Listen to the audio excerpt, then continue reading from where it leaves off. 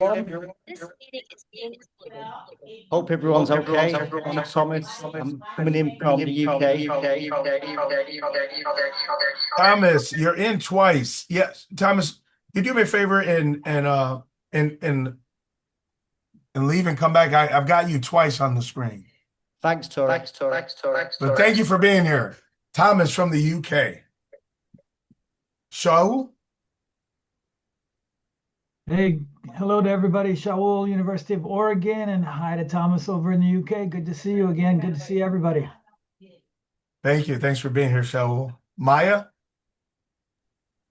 Hi, my name is Maya. I am calling from Ann Arbor, Michigan also. Uh-oh, Ann Arbor. Joe? Hi, everybody. I'm Joe Schwartz, and I am zooming in from Philadelphia. Thanks for being here, Joe. Jamal?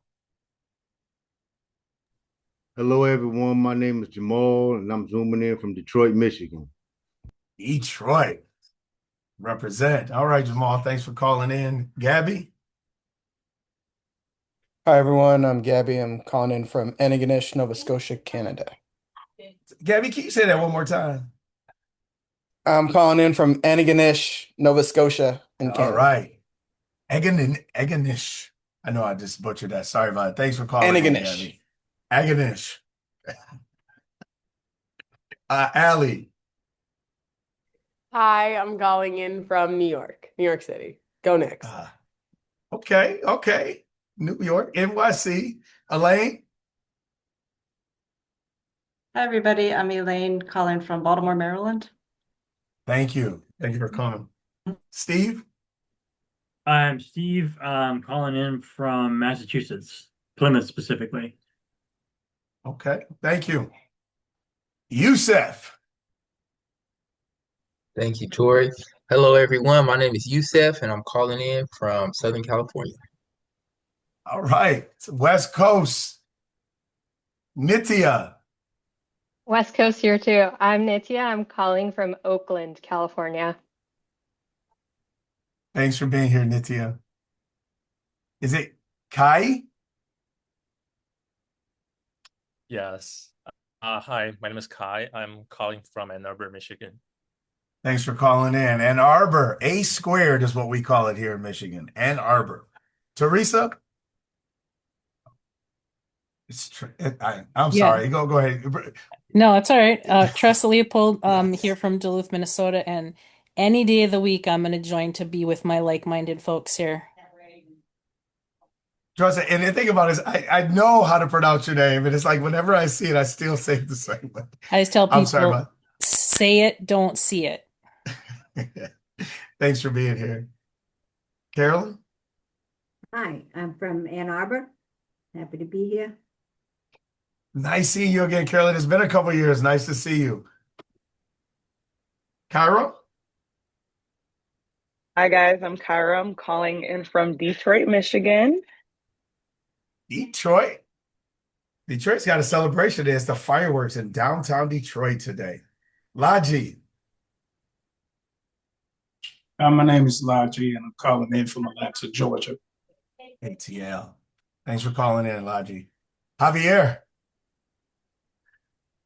Good afternoon, everyone. My name is Javier Perez. I am from Chicago, Illinois, teaching Inside Out since 2019 out of DePaul University. It's a pleasure to meet y'all.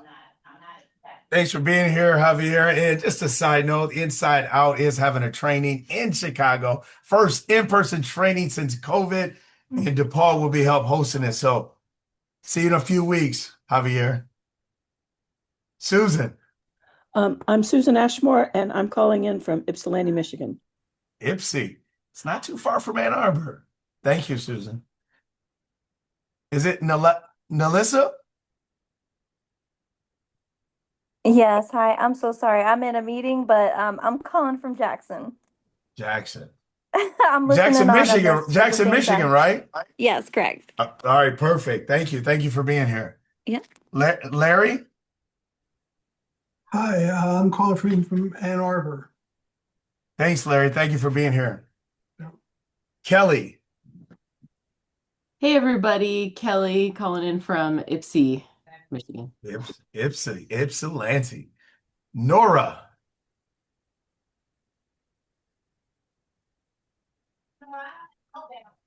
Oh, sorry, everybody. I'm Nora. I am calling in from Ann Arbor. All right, welcome. Thank you everyone for coming off mute and letting us know you're here. And if you can, show your camera. I know some people may be in meetings. If you can't, we understand that. But in Inside Out, we always like to look at one another as we discuss and talk and have discussions. So I'm just so grateful to be here today. Becca, you can go ahead and share your screen. What a wonderful day to be present and be a part and be, part of the Inside Out. Just to let you know that this is our last Zoom session until the fall. And then the fall, we'll be getting another set of Zoom sessions, but thankful that you're all here today. Today, we're going to be talking about infiltrating college campuses and dismantling stereotypes, how applying the Inside Out pedagogy to a decarceration activism course at the University of Michigan, Ann Arbor. And as you can see, you got Macomb Correctional Facility, Inside Out, and that's where it all began, at Macomb Correctional Facility, but it ended up on campus at the University of Michigan.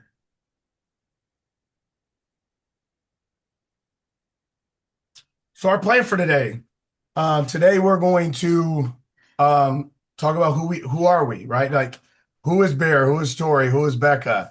How did the Decarceration Activism class come about? What does this class entail? We're going to talk about some class outcomes and experiences. And then, of course, as we always do in Inside Out, we're going to have a nice group discussion at the end. So who are we? So everyone introduce themselves. I'll introduce myself. My name is Tore. I am calling from Detroit, Michigan, right downtown. In fact, after this call, I'm going to entertain my family and enjoy the fireworks here in Detroit.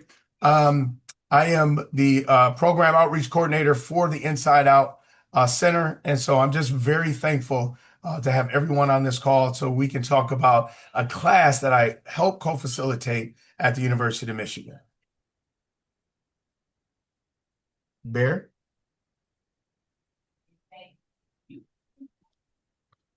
How y'all doing?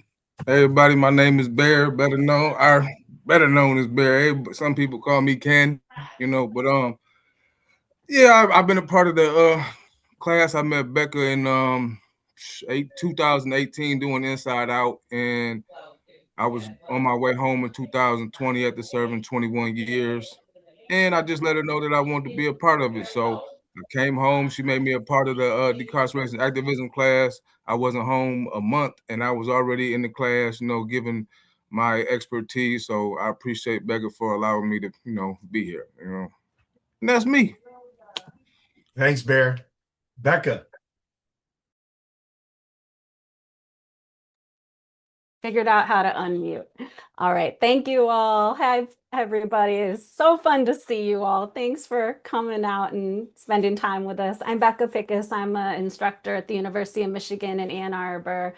As Tore and Bear said, I had the privilege of meeting them. Gosh, we're going on a decade. So 2017, I was doing my Inside Out Prison Exchange program instructor training at Macomb Prison. That's when I met Tore. He was the general manager of Aioli's, which was the restaurant of the food tech program inside, and they were making up the most scrumptious multi-course meals for us.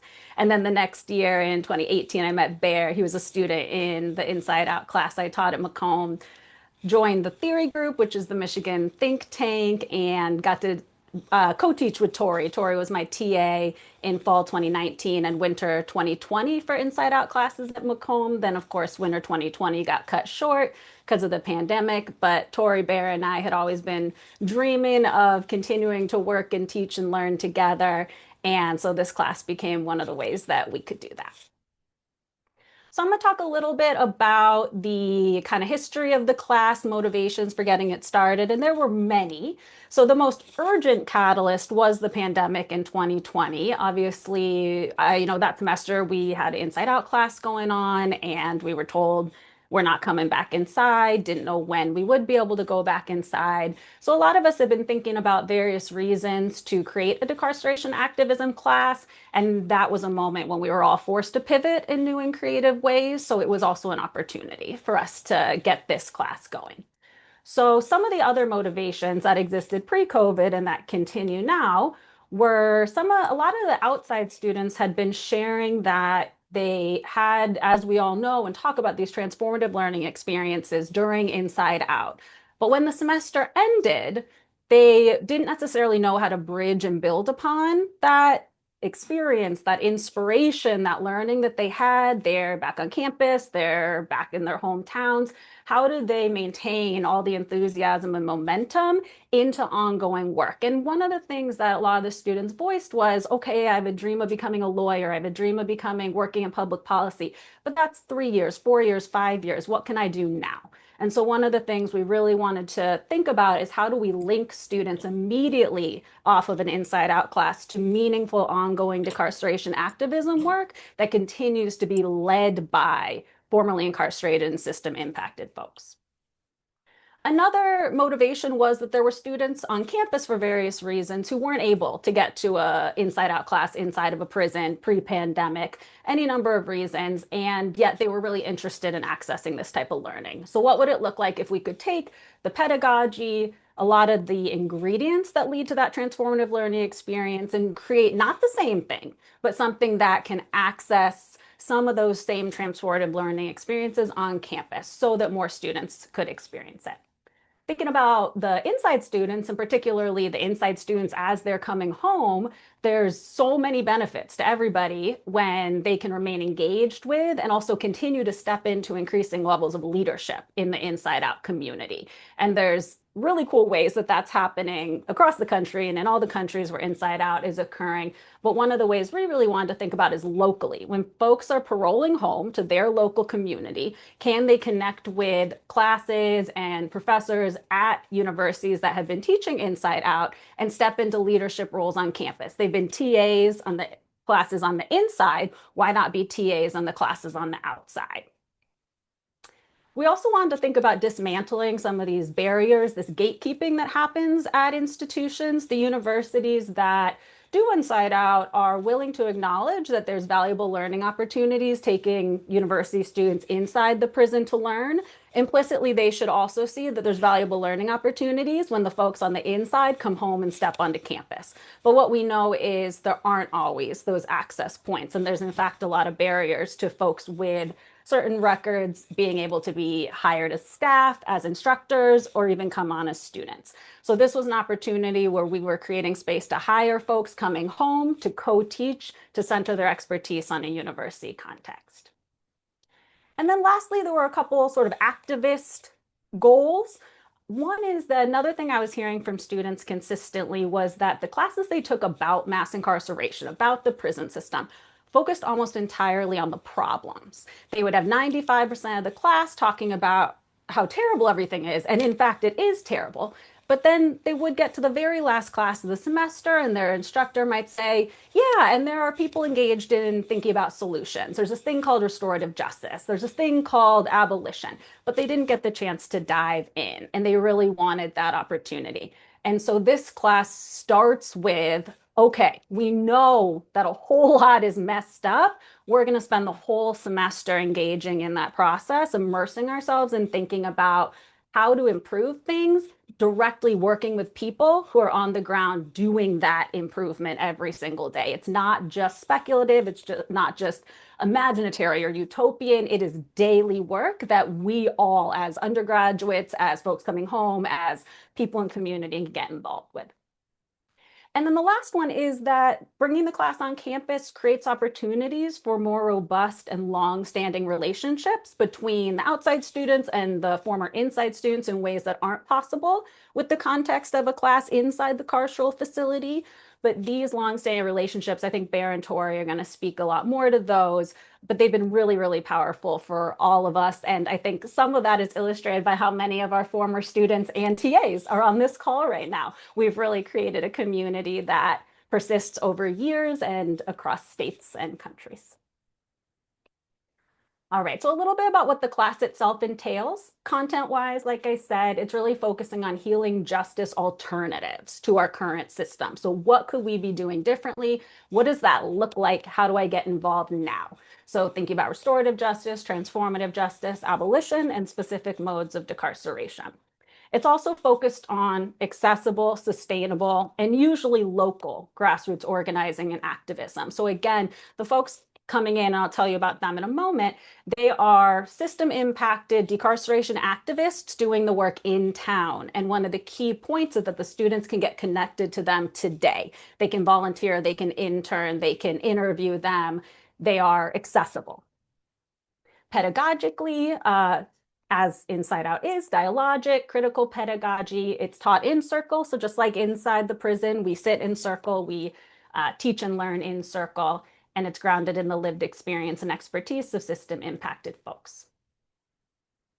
So a little bit more about what the class entails. The first half of the class focuses on establishing the core theories, histories, theorists, and practitioners undergirding these core class concepts, which are what are some of these healing focused solutions that we can explore and implement. So decarceration activism, restorative transformative justice, and abolition.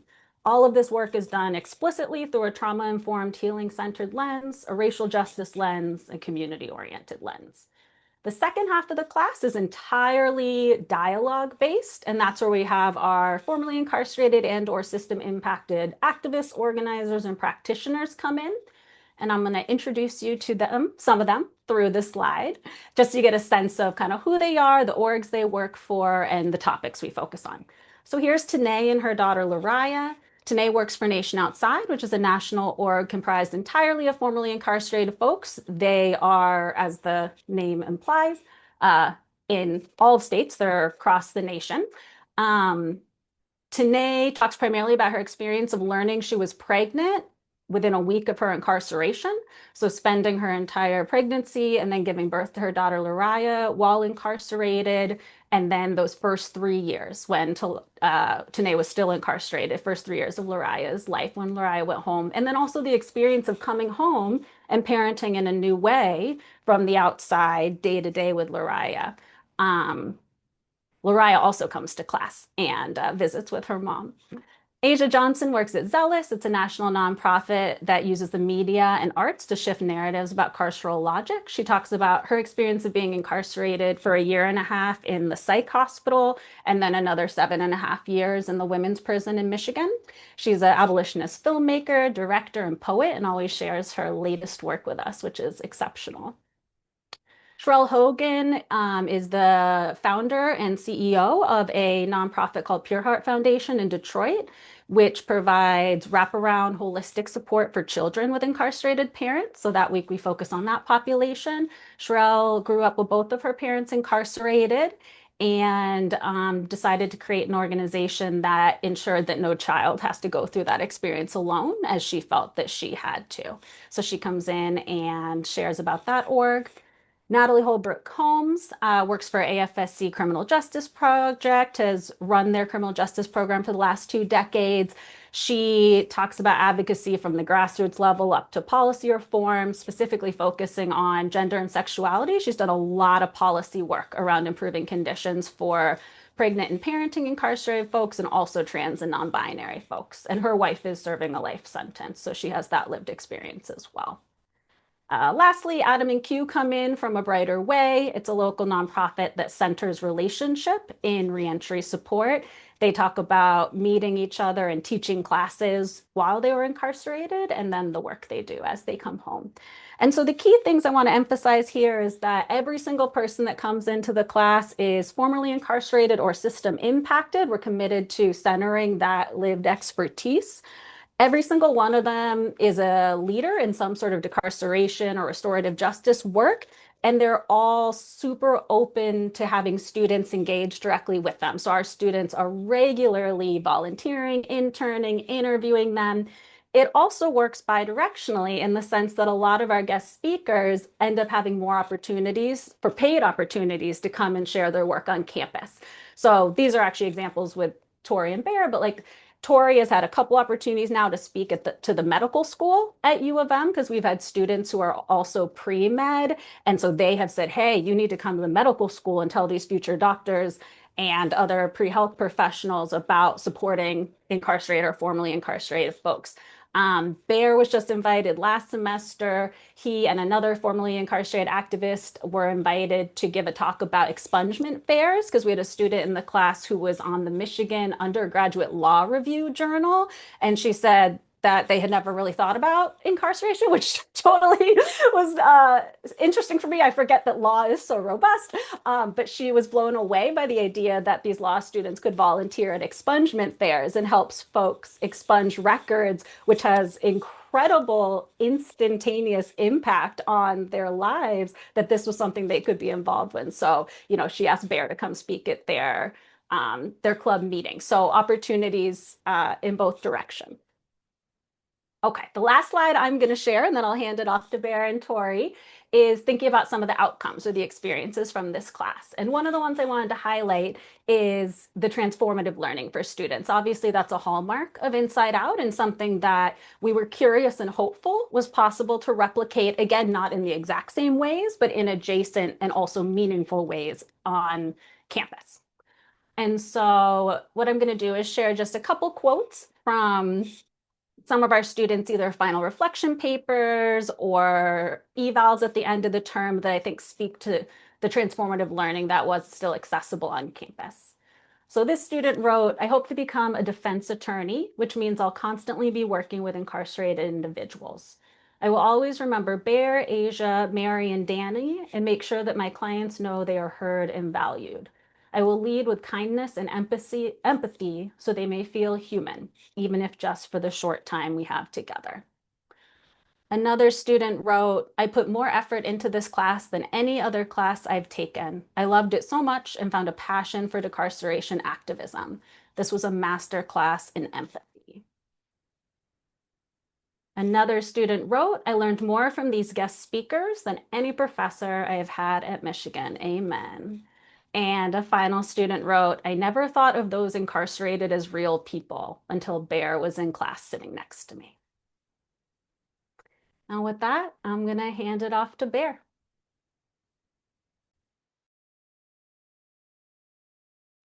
That's a hell of a time to hand it off to me, but but no, I mean that's what it's about, right? So like even hearing that now, the first time I heard it, I got emotional. You know what I'm saying? I still get emotional because it means that much to me. It lets me know that all the time I did wasn't for nothing. You know, so but yeah, so I came home in 2020 after meeting Becca. And like she said, I've been a part of the class ever since then. I knew that I wanted to, you know, share my story and hopefully stop somebody from going through what I went through. I went to prison at 16, so it was, you know, my passion as a youth, you know, but that's a little harder network to get through. But so yeah, I just came home and made it my mission that sharing my story would be how I would help and get back to the community. So that's what I do. I'm a poet. We published a book while I was incarcerated. You know, shout out to all the people that was involved in that. Can't even remember everybody's name. Kristen, she should be in the Zoom. I don't know if she's able to be in or not. But Dennis and Walt, I sent him the link too. But you know, and all the artists as well. Some of them guys are still incarcerated doing life bits. You know that are good guys and should be. You know, they made some mistakes like we all do. You know, and they should still get another chance. But that's another story. But yeah, so I got the book. I bring my mother to class sometimes. Sometimes she wants to see that her son is, you know, giving back and doing the good thing, you know. So I try to do that. And I don't know why she put layup here. I'm just going down the pictures. But that is my dog. And matter of fact, she right here, honestly. But yeah, also, so let me touch on that too. So a dog that I was in the dog program while I was incarcerated, and I always speak highly of this, you know what I'm saying, because the dog program is a part where one of the few programs, the dog program and Inside Out, is what like really brought me together and showed me that I was a human again, right? Because it used to be a time where I didn't feel like I had feelings. I didn't feel like I could, you know, I really cared about anything too much. And then they gave me a puppy. that was 8 weeks old, and he loved me, So it kind of brought me back to life and showed me that I was human after feeling like and been treated like I wasn't for so long. So the dog program, and then after the dog program was Inside Out. And Inside Out, the students came in there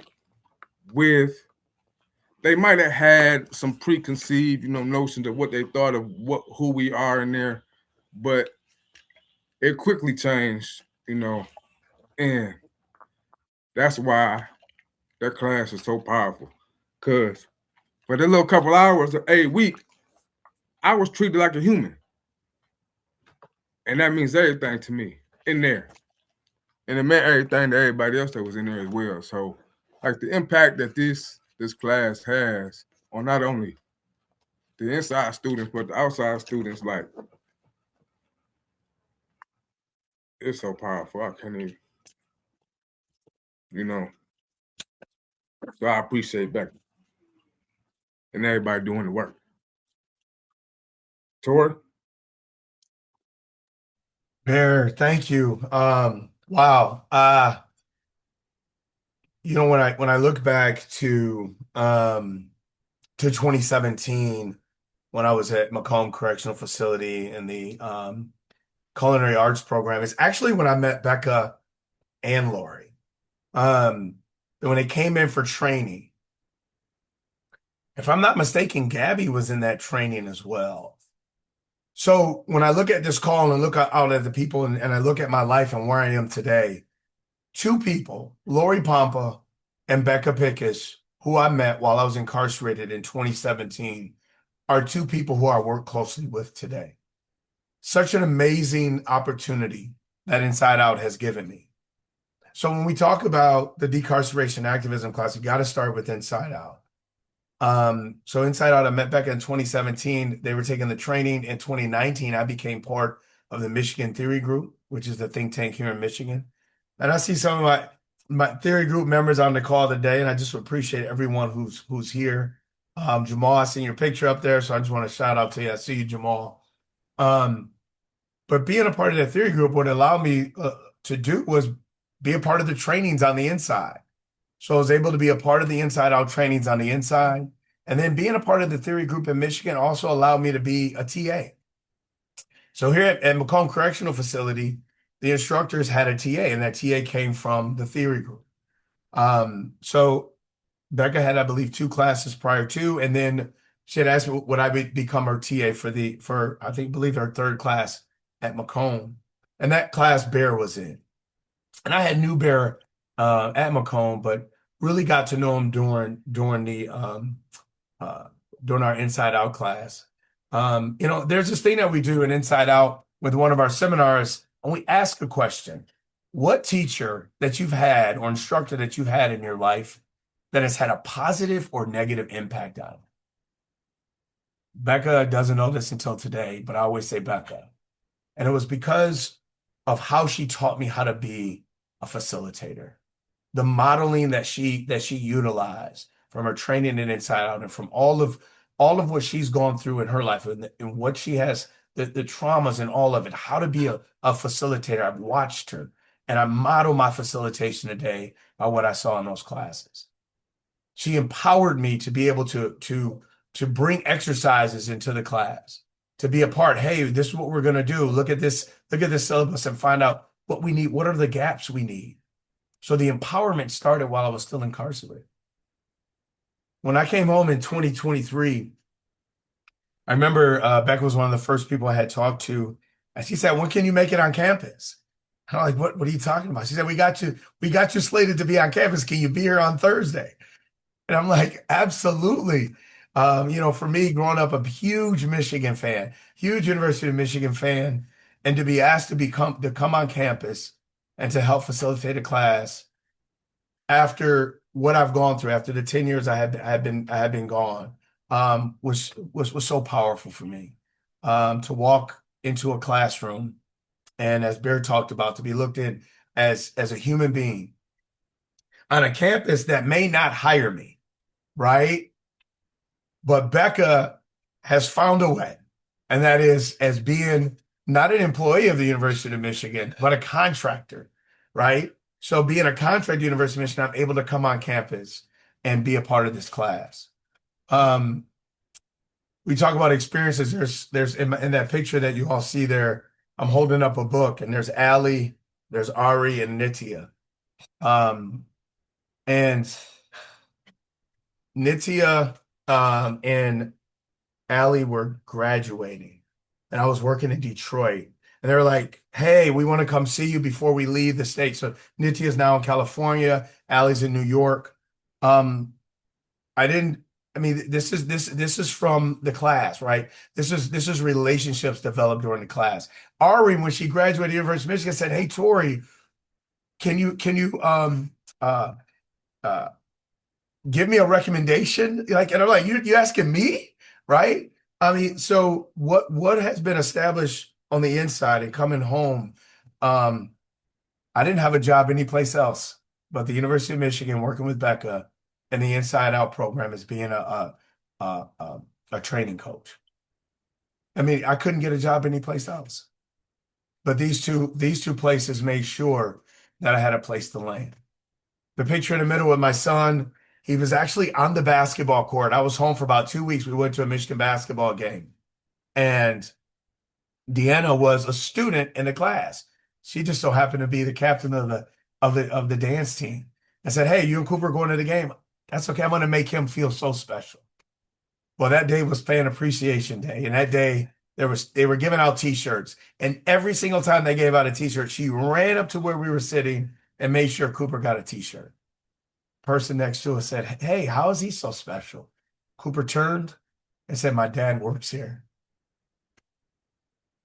After being gone for 10 years and my son being 2 when I left and 12 when I came home, to be able to be present for him, and then he be able to now finally get to look up and say, this is what his dad is doing versus his dad is locked up.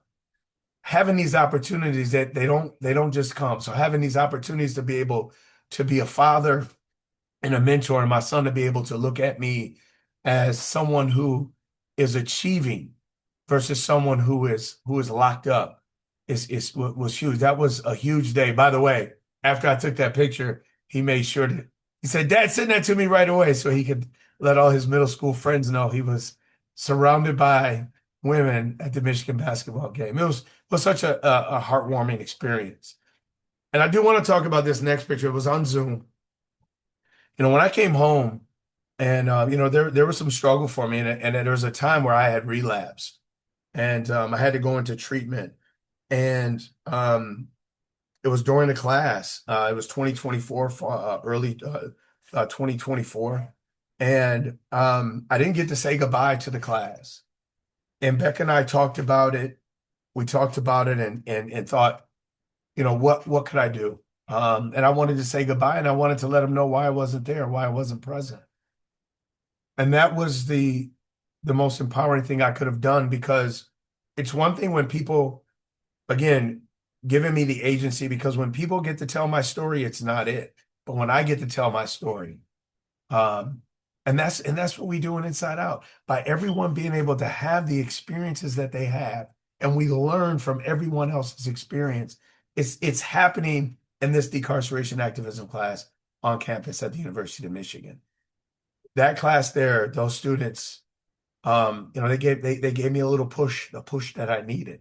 And of course, after class, I was still welcome to TA. In fact, we actually did decarceration activism class that spring semester.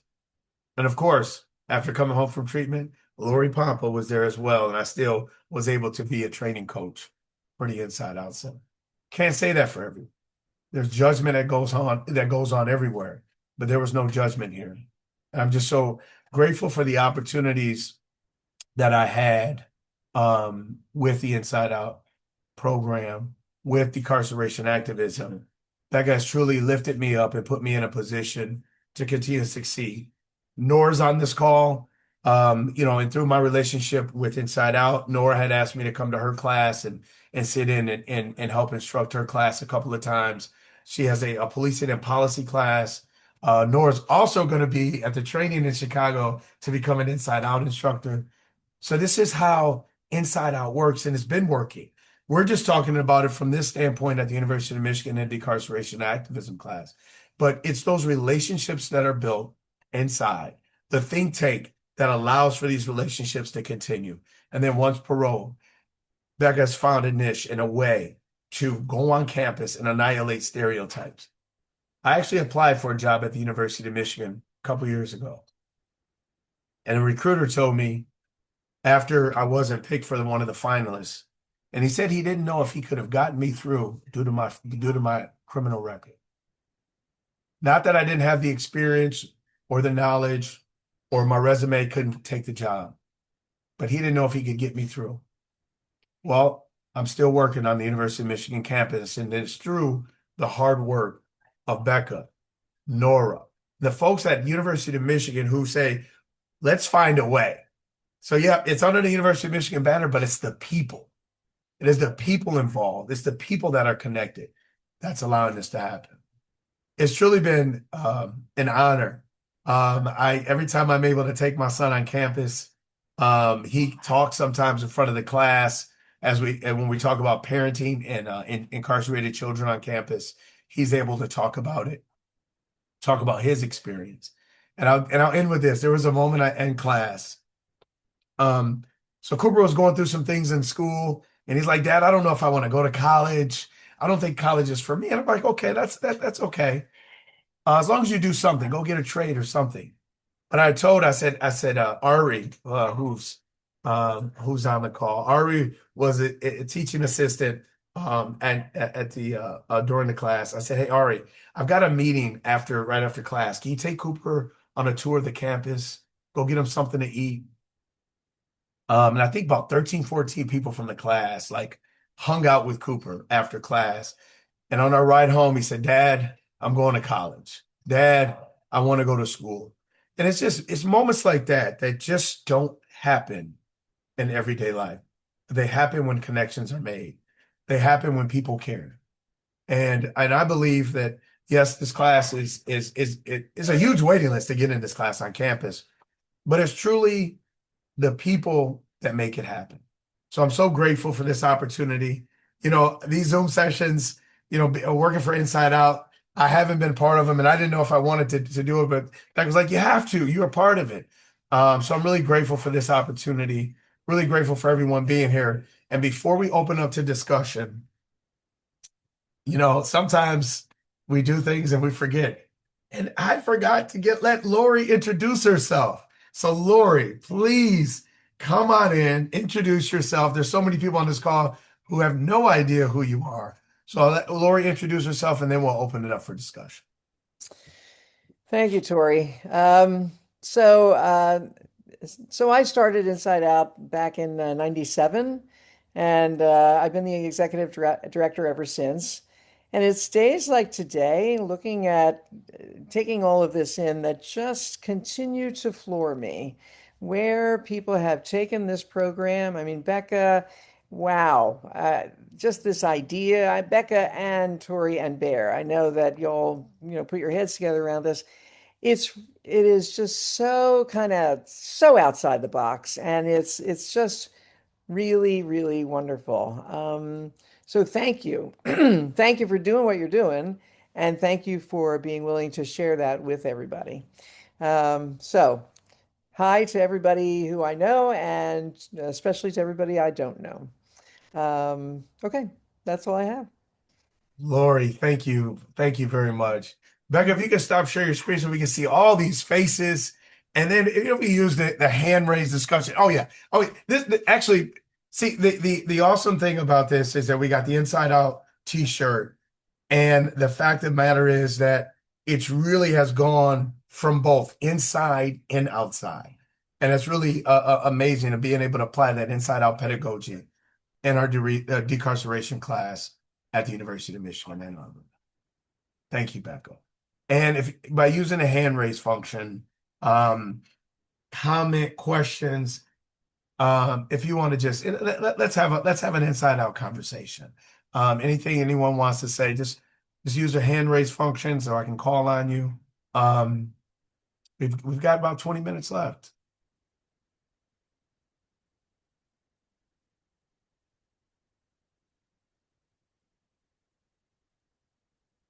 I don't like calling on people. Okay, that's what I'm talking about. You said. You can always count on me, brother, to get to talking. But man, I just want to say that I just really appreciate, everybody on the call for being here, but especially for the people who put on the call and are doing all of the work there, because I feel like, it's a lot of talk about reentry and reintegration and stuff like that, second chances, and I love that. But it's also a lot of hard work to try to figure out how to really make it happen, and it's like daunting work, it's really intimidating work. And so when I meet people who are able to do it, I just really, really appreciate that because there's a lot of talk around it, but then there's some people who are actually really like doing it. And so, and then there's a lot of people who feel like it can't be done and it's too complicated and stuff. And so I just appreciate seeing examples like this when it's demystified. You know what I mean? So I really appreciate it. And I'm actually, I was granted a research fellowship um, recently, and I'm supposed to be doing research on something very similar to this. So I might be contacting you about, doing some research or interview or something like that. So I appreciate the work that you're doing. Thank you so much.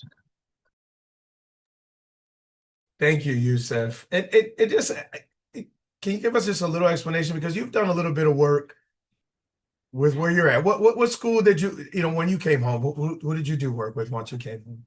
Oh yeah, so I graduated. I was like the first to graduate from they had a bachelor's degree pathway at Pitzer College in the Claremont colleges. So Claremont is a suburb of Los Angeles. It's about 30 minutes away from Los Angeles. Beautiful place, and they have a consortium of colleges there. Right, there's like five campuses there. They're all very different and different focuses and things like that, but they work together. And so the Inside Out program is very robust in that area because of the way that it's set up.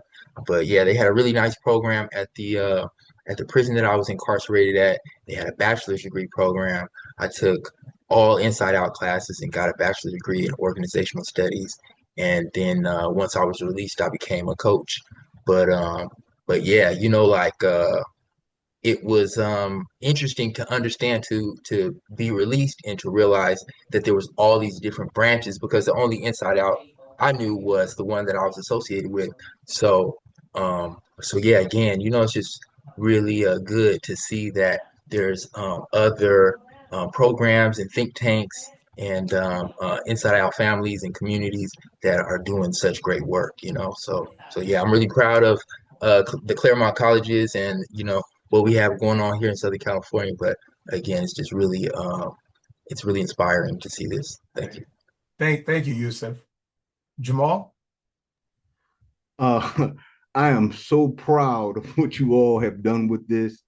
I really am. I'm so proud of Becca, Lori for starting the Inside Out and bringing it here, Becca for coming to train there and me having the part in seeing her grow into this. Bear and Tore to see where they were then, to see where they are now. I am really proud of you all. I really am. I'm choked up. Thank you. Jamal, thank you. We talk about modeling all the time and Inside Out. And you are already part of the think tank in Michigan. And your modeling and your behavior really sets the tone. And it set the tone at Macomb. So there's so many folks that looked up to you and what you were doing already with the think tank. So man, I thank you for showing me how to do it and what to do. So thank you for the work that you've done. Is it okay if I jump in real quick, Tori? Absolutely. Yeah, Jamal, first of all, I'm so glad that you're here. I'm so happy to see you. But I just want to give a huge shout out to you. I mean, you are one of the people who introduced me to and taught me about restorative justice. When I teach restorative justice in this class, it's because of what you and Jay and Steve and all the guys inside taught me and created with the restorative justice class that y'all modeled off of Inside Out and taught for 20 semesters and were gracious enough to bring me in towards the end. Another, got shut down because of COVID. But when I teach restorative justice, it's because you guys taught me what restorative justice is. And so you're always with us in the class. You always have an open invitation, obviously. And I just want to shout out, Jamal was one of the TAs early on. came and facilitated Community Says and other TG and IO activities. So you're always part of the family. Thank you, Jamal. Thanks, Becca. Javier? Yeah, so I'm kind of having some thoughts and I don't know how to really process them. There's like three things I'm thinking. One is like when we speak with the guys here in Illinois, I think by and large they all say the same thing. Like there's other programs here that have more established like prison education programs, but they really always attribute Inside Out as what got them to believe in themselves.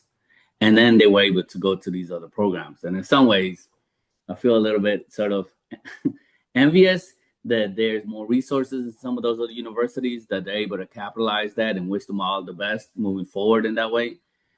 So I'm wondering if maybe like my first thought is like, I don't know, we got to do a better job in sort of capitalizing on that, whatever that magic is that is Inside Out that I hear in California, that I hear in Michigan, that I know for sure it's here in Illinois.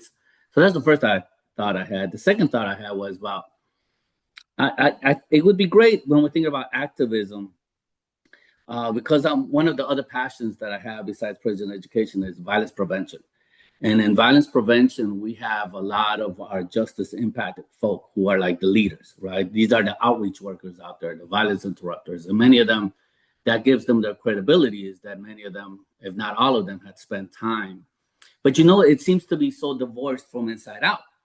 So like they speak about their transformation, which is incredible, but it's not prison education, but they all did time. And I'm wondering in what ways maybe as social activists do we find these commonalities in these different spaces where we're working very similar people to kind of come together and build coalitions to advocate for more funding, for policy reform. So that's kind of where that thought is going to.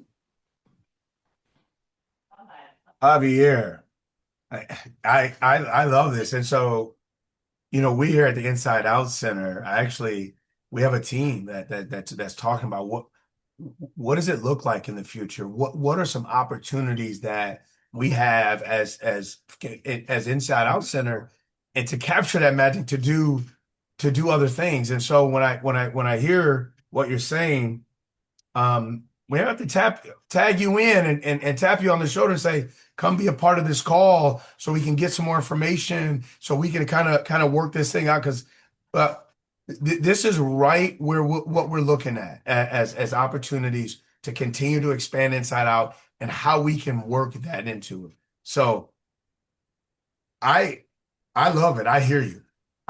And we got a meeting tomorrow night, so we'll make sure that's on there, that we're talking about it. So thank you, Javier. Steve?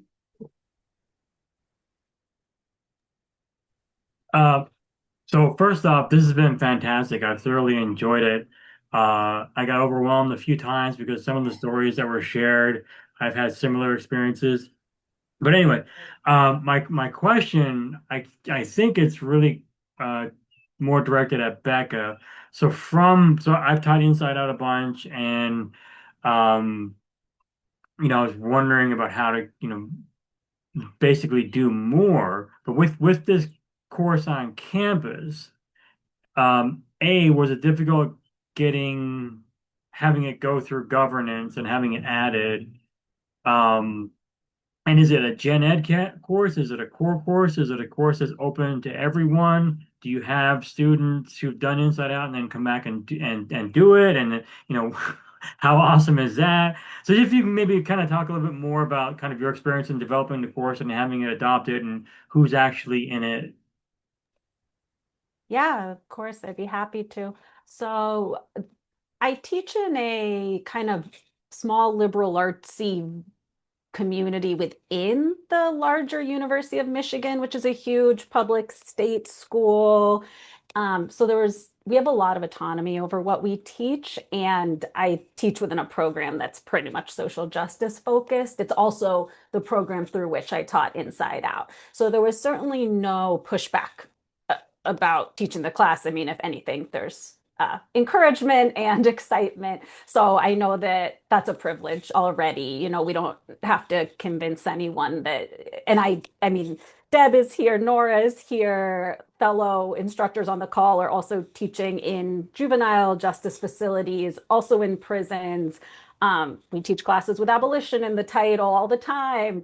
So that hasn't been a struggle.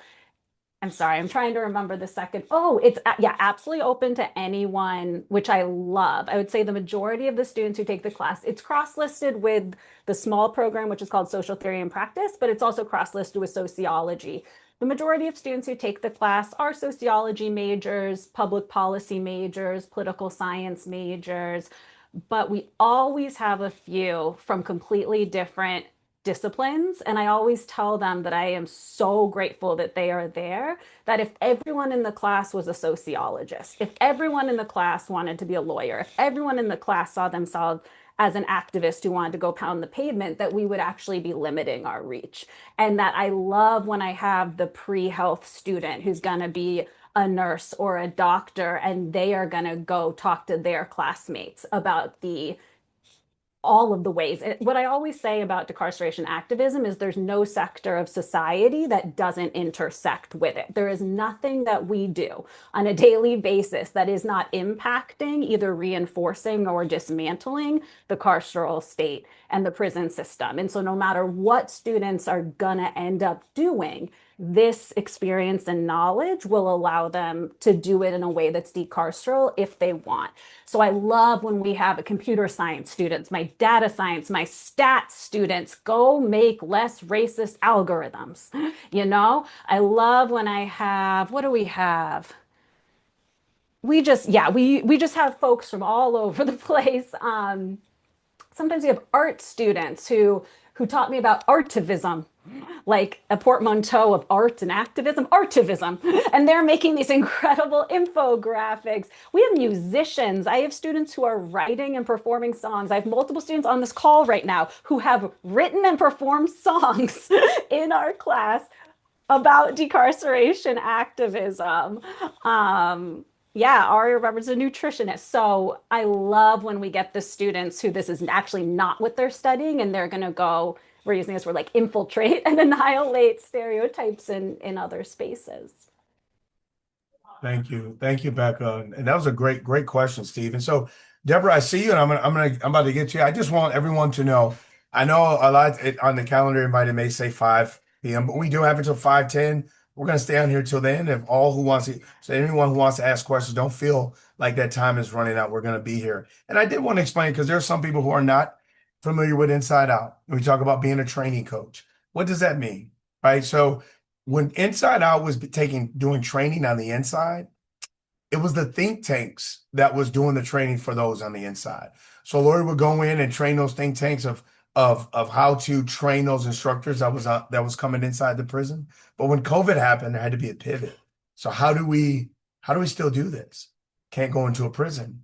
So Lori, what she did was she found formerly incarcerated folks who had taken the Inside Out class, and now we have training coaches all over the United States and the world. And it's really, I look at it and I say, it's pretty awesome, because now we get to have these experiences from so many different areas versus just at Macomb, the think tank, different lived experiences, but it's still the Macomb think tank, right? Or the Michigan Theory Group. Now we got folks from California, Canada, the UK. So it's really a cool experience to be a training coach today. Deborah? Hi. Actually, some of what Becca said, I was going to start kind of connecting. So some of us on this call also are experienced through my course and through the work we do with juveniles. And we've actually gained a lot of momentum within the system and are now seen as one of the most impactful programs using expressive art, social work, returning citizens, social workers. My colleague, who's the associate director, Kelly, is also on here.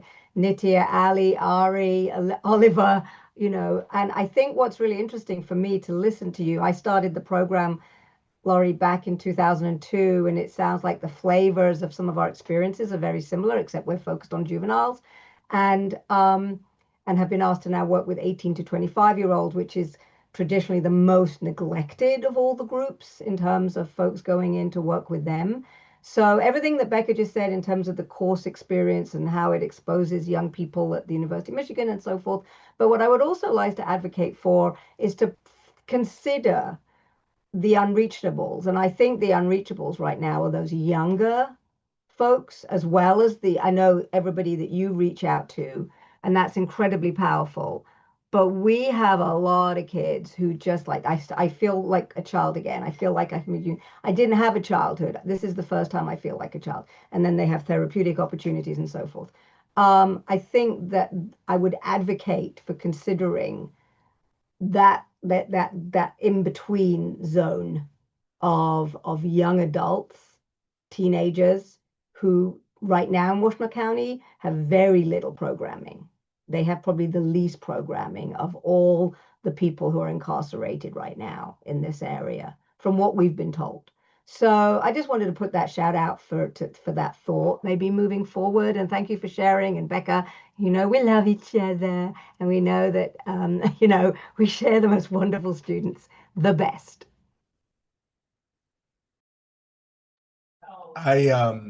Deborah, what I do want to say, and I don't know if Lori want to chime in here, but there are some colleges that actually take inside out inside of juvenile facilities, and so some areas they can't get to prison, some areas. So actually there are some spaces, but I would agree that we could probably do more.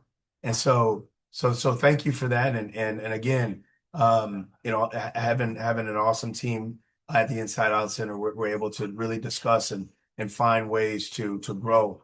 Gabby's on this call; he's part of that team, and of course Lori. So these are all opportunities, and I definitely agree. Tapping into the youth is really important. Lori, did you want to say something? Yes. I mean, pretty few of our classes are with young people, but when they are generally with, I guess the definition would be 18 to 25-year-olds. I think below that, the fear is that it would kind of slide into being a sort of mentoring program, which, I love mentoring. I think it's great, but that's not what we do. And so that kind of is where we try to stay, is in that range. But there are a small number, but still a number of classes that are happening, just as Tori said. Thank you. Anyone else want to get a question, a comment? Like I said, thank you, Danielle. See, we're everywhere. We are everywhere. Danielle calling from Mexico. Thank you for being here, Danielle.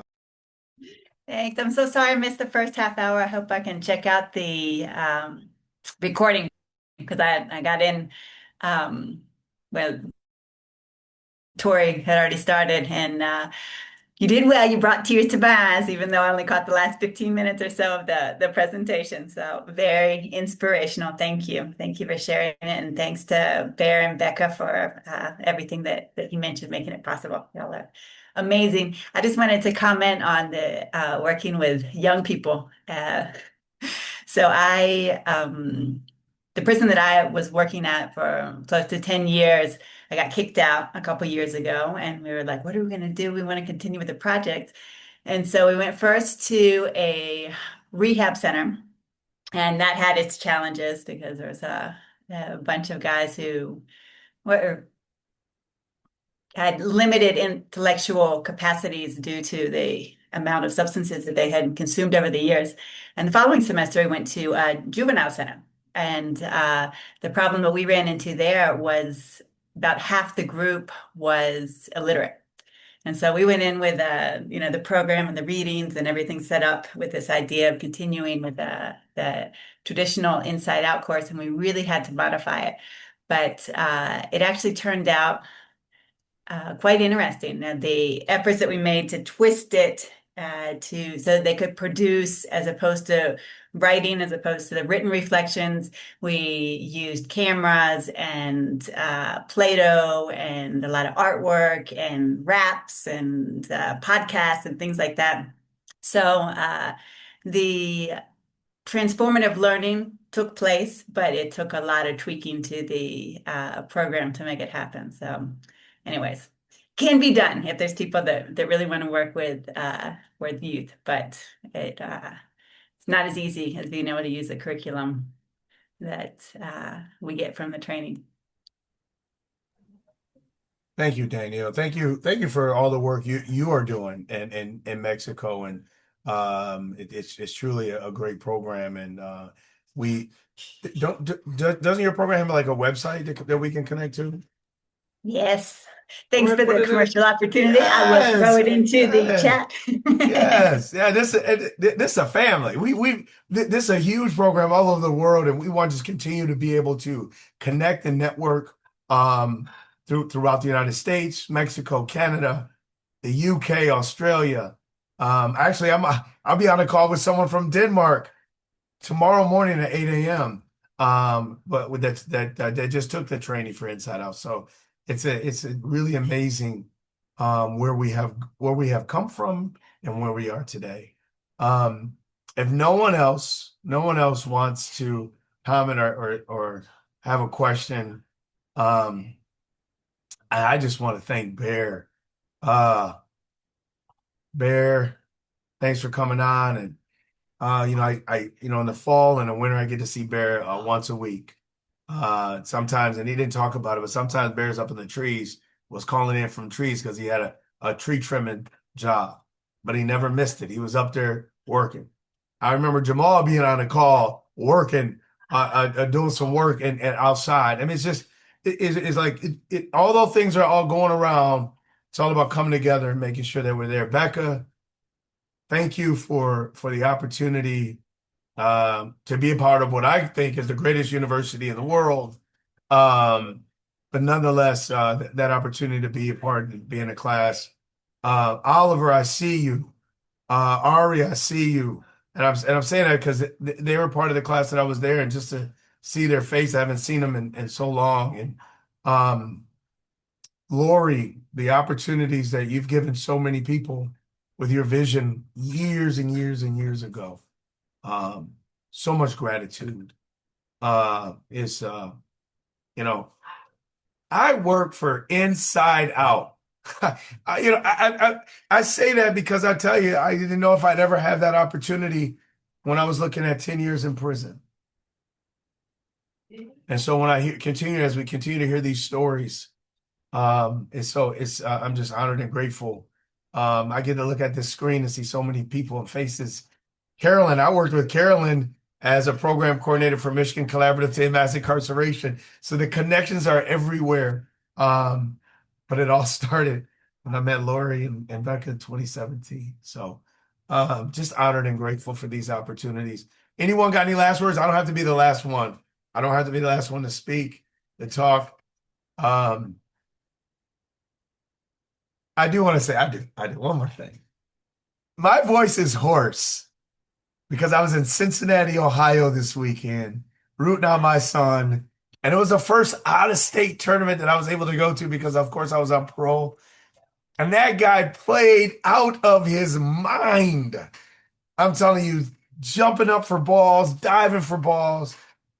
So many parents came up to me and said, we've never seen Cooper play like this before. And so, again, opportunities that have happened. So just had to plug, had to get Cooper in there. And it's because of him and his team that I don't have a voice. But thank you all. Listen, I really hope that you continue to look at our emails that go out as we start to get Zoom sessions in for this fall. Anyone that knows anybody that wants to bring a subject to be a part of the Zoom session to present, I'm going to put my email in the chat. And please reach out to me so we can get other folks, so we can get a nice lineup for the fall and winter. So we're able to continue to have these Zoom sessions. It's 5:06 here in Detroit. It's at all kinds of times all over the place. So thank you for taking your time. I'm about to go eat and go see some fireworks. So thank you so much for being here. I really appreciate it. Till next time. Thank you, Tori. Thanks, Oliver. Thanks for coming. Thanks, Tori. Thanks, everyone. Thomas, thank you. Thank you. It's good to see you, Bear, This is Tori, look at Becca, Ari. Deb, all the people. Hey, what's up, Ari? How are you guys? Good. I'll let the inside out do the final things, but I was like, I don't want the last word, but I do want to say hello. Nice to see Good you, to see Ari. you. Yes. Hey, Ari. So Lori, Ari represented, she was on the panel for the Inside Out filming in New York Yes, I was there. It was fantastic. It was fantastic. for I was Classroom very 4. mhm. It was very meaningful to get the call to be part of that. But I mean, my contributions were small, but I'm more so really grateful to be part of what I could represent and learn so much that I did. Well, thank you. Thank you for doing Yeah. that. Oh my gosh, it's an honor. And I met some wonderful people, including some people from my own organization that I didn't know because it's a big one. So that was a great Wow. opportunity. Yeah. Yeah. Thank you for all of your work. Amazing. I'll let you all do your thing. But Thank you, Ari. good to see you. Much love. Bye, Bye. Ari. So this person just joined. Yeah, I don't know who that is. I know who the other person is, though, the Carrie. I don't know if she's still on here. She must have walked away from her phone or something, but I know who that is. I don't know who the other person is, though. I don't know. Okay. Well, boom. Let me Gone. text Carrie. Oh, there she goes. I'll tell her that. So you do know who Carrie is? Yeah. We've had experiences of being Zoom bombed. Not pretty. Yeah, Carrie, are you Zoom with I us? know who it is. Carrie? I just sent her a message, so she should. Okay. Well, I can. Oh, there she's you gone. Okay. Yeah, Well, that's it. thank you guys. That was great. Just great, great, great. And you're just going to continue this into the future, yeah? That's Yeah, wonderful. every semester. That is wonderful. Yeah. Wow. I'll bet you the students get a shitload out of it.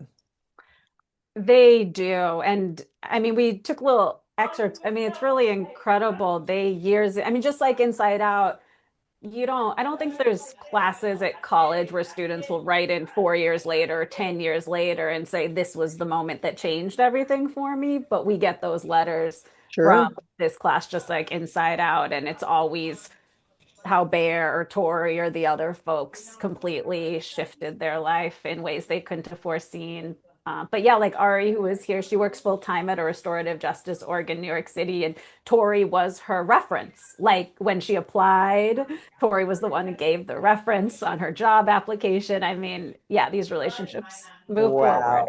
Just this last semester, Minchie was questioning her whole. She's in her senior year. She's questioning her whole major. She was like, "Hold on, wait, maybe I need to do something else." Yeah. Yep, that happens. So maybe now that Nora is taking Inside Out instructor training, maybe there can be some kind of like Pipeline? Yes, so because she'll be the one, because right now University of Michigan. Oh, so we just had someone else from University of Michigan take the Inside Out instructor training. Holland is his last name, and he said he knew you. He knew of you, Oh, yeah, you Becca. mentioned He's in that. English, Yeah. in literature. So but so and it'll be the first student to go back in since I think you were the last one from University of Michigan, Ann Arbor. Oh, so he was from Ann Arbor? Holland. Yep. He teaches at university. He's a lecturer in the English department. Right. Well, he wasn't at this most recent one. No. The one in May. Yeah. Okay. Yeah. Jonathan. That's it. Yeah. Jonathan. Oh, he is great. He Great, is. Great, He great. is. Great Yep. writer too. Poetry. Yep. I loved him being in the group. Yeah. Great. So. Wow. Well, I thank you all. Thanks, Bear. Appreciate you coming on and doing this. It's a good way to end this for the summer. And now we got to come up with some ideas for the fall. So if anyone has any, please let me know. They For will. sure. They'll evolve. Okay. All right. All Thank right. you all. It's good to see you. All Enjoy right. the Nice to see you. fireworks. All righty. See you Bye. tomorrow, Lori. Okay. All right. Okay.